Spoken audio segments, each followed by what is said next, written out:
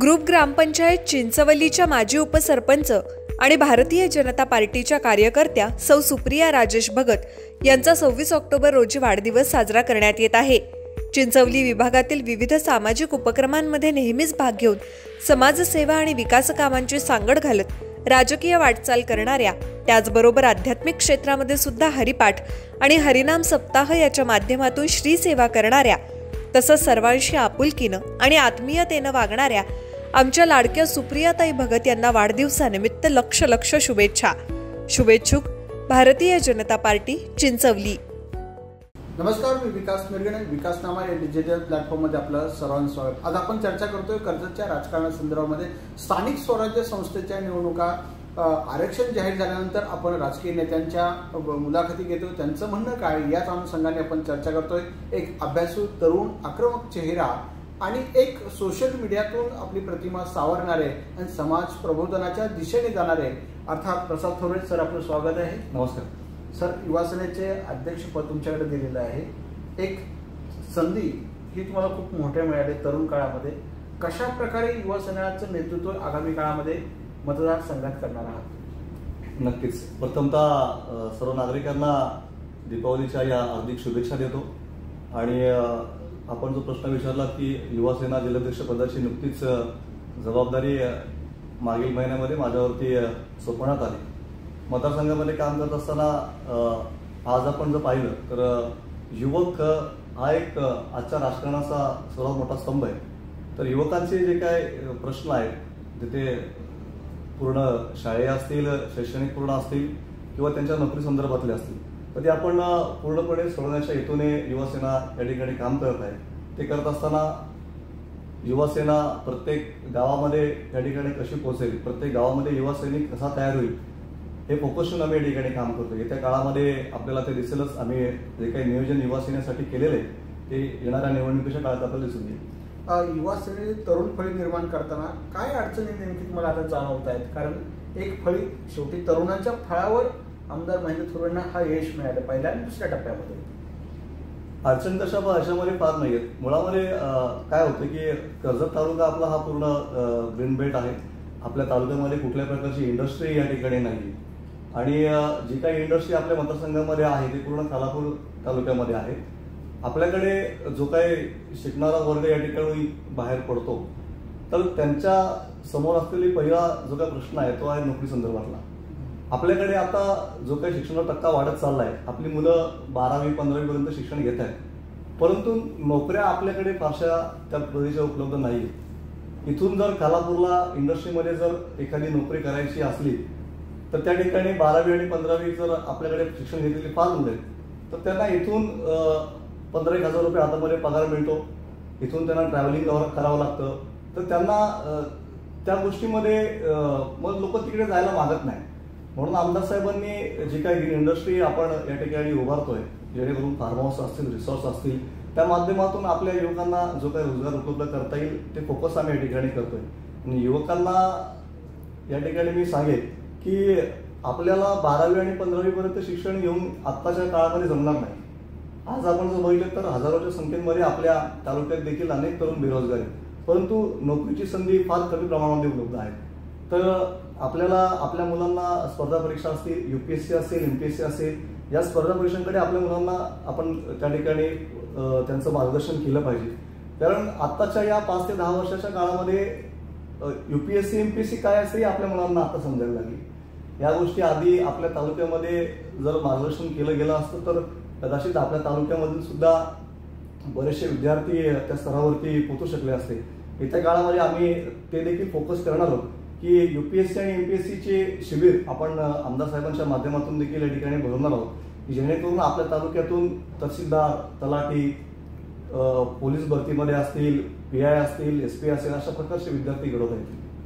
पण येत्या काळामध्ये निवडणुका येत आहेत, कशा प्रकारे पक्षाची भूमिका असणार आहे? काही तरुणांना संधी मिळेल का याच्यामध्ये तुमच्या युवासेनेला?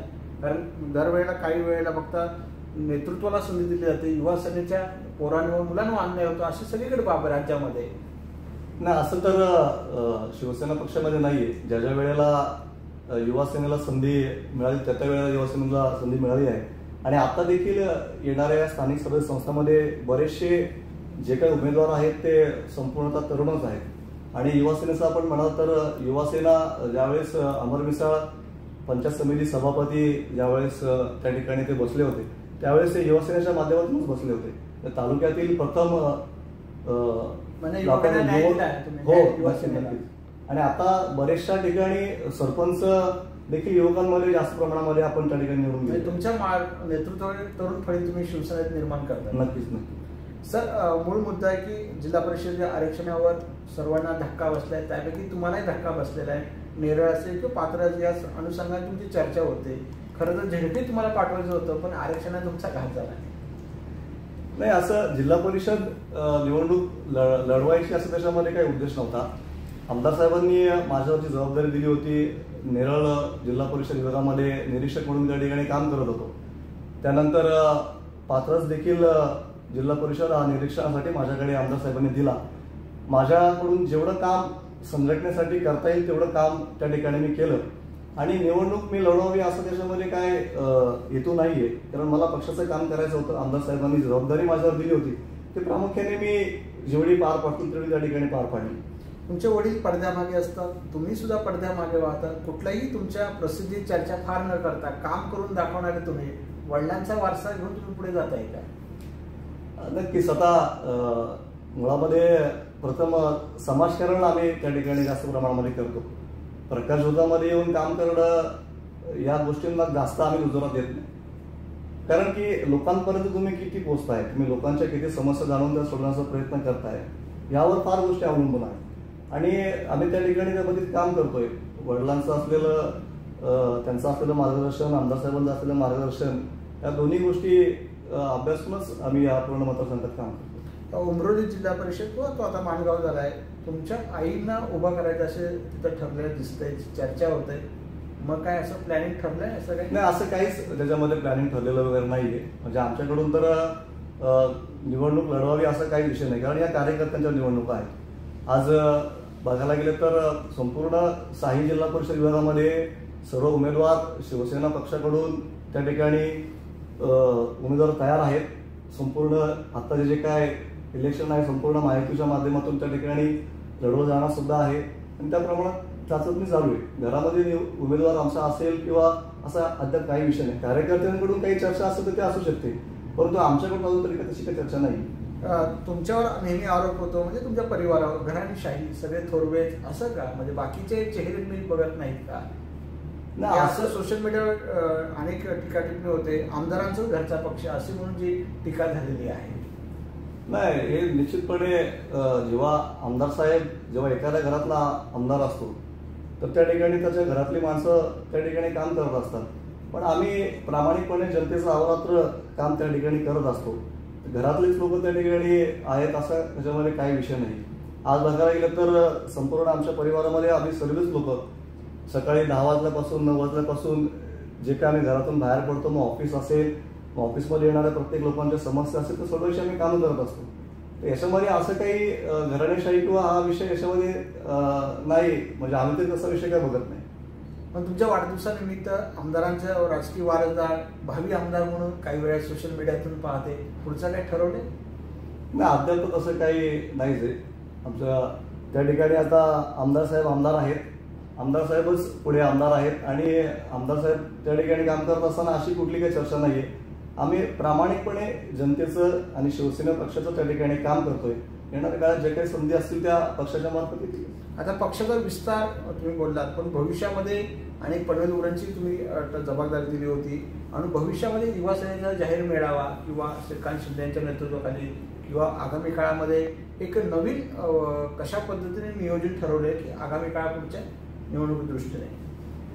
आता तुम्हाला सुरुवातीला मी सांगितलं की युवासेनेचे जे काय युवासेना वाढीचं नियोजन आपण त्या ठिकाणी येणाऱ्या काळामध्ये करतोय.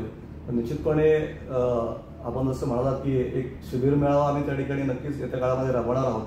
संपूर्ण युवासेना असेल आणि शिवसेना असेल या माध्यमातून आम्ही त्या ठिकाणी तो मेळावा करणार आहोत. काही लोक तुमच्यामध्ये येत आहेत, काही लोक तुमच्या तिकडे जात आहेत. पक्षाला धक्के, काही फायदा काही तोटा, कसं होणार झडपीचं?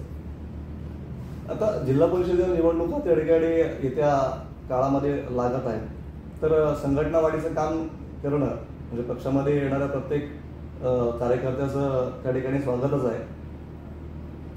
भविष्यामध्ये काय राजकारणामध्ये व्हायला आवडेल? तुम्ही आता अध्यक्ष आहात, भविष्यामध्ये आमदार घरातलेच आहेत, भविष्यामध्ये राजकारणात हे आपल्याला व्हायचं आहे किंवा हे ध्येय धरून ठरवलेत का? काय ॲम्बिशन आहेत का?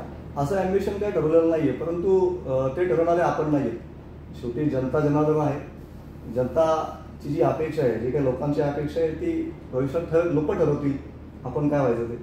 पण युवकांसाठी काही रोजगार मिळावा जसं म्हटलंय, पण स्पेसिफिक तुम्हाला या युवासेनेच्या मुलांसाठी किंवा कर्जत तालुक्यात युवा पद निर्माण करण्यासाठी बाबा इथे आपण रोजगाराचं निर्माण किंवा हे एक XYZ आपल्याला आणायचं असं अम्बिशन किंवा आमदारांसोबत चर्चा वगैरे काही ठरवलं की जो तुम्हाला शिवसेनेत कनेक्ट करता येईल भविष्याच्या मतदारसंघापर्यंत पोहोचण्यासाठी? आता गेली 2-4 वर्षापासून आपण आमदार साहेबांच्या माध्यमातून रोजगार मेळावा पण त्या ठिकाणी भरवतोय, जेणेकरून आपल्या येथील तरुणांना, युवकांना त्या ठिकाणी संधी मिळावी.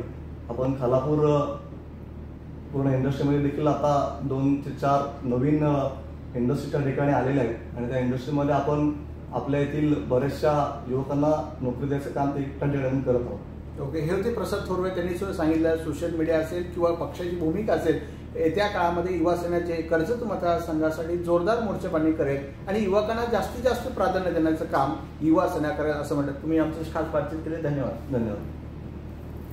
तुमच्या जाहिरातीसाठी एक संधी मोठ्या प्रेक्षकांपर्यंत पोहोचवा. व्यवसाय असो किंवा इव्हेंट, विकासनामा सोबत जाहिरात करा. स्क्रीनवरील नंबरवर आजच संपर्क करा. विकासनामा, तुमचा आवाज, तुमची जाहिरात. तसंच विकासनामाला सबस्क्राईब करा आणि अपडेटेड रहा.